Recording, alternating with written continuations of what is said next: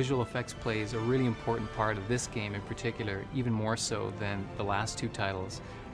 The characters are more dramatic, there's big, larger-than-life characters, and there's also more exciting characters that you never were able to play before. And so our job in this game is to bring those things to life in a really spectacular way, in the same way that special effects bring a blockbuster movie to life.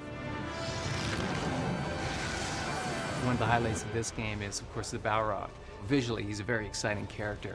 The big challenge was to create the most realistic fire ever seen in a video game, and to really bring him to life and make him as convincing as he was in the movie.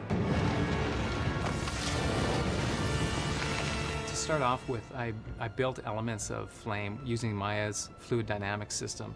And so the advantage of using that as a starting point is that it recreates a really realistic way that Flame actually moves. And so it has a lot of texture, and just the movement of it is really convincing. And so this is the basis of what I use for the Flame in-game. Then I take it into our proprietary effects system and essentially build mini effects.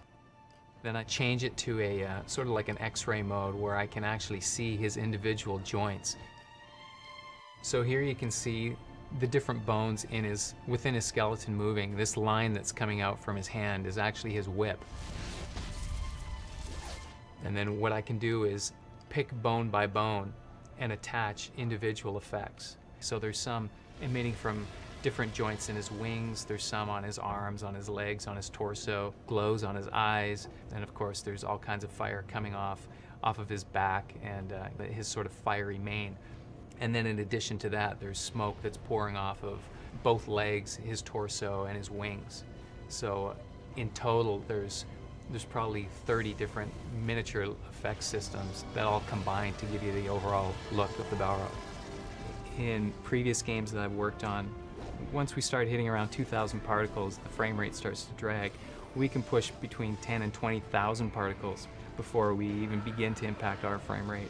So that gives us a massive advantage over other games. Typically in a video game, Flame is really recognizable as a looping, repeating pattern, and it tends to be really glowy and not very detailed. And so my goal was to make it have a lot of texture and a lot of movement and feel real and fluid and alive and dangerous. And so and I think we've accomplished that on this game.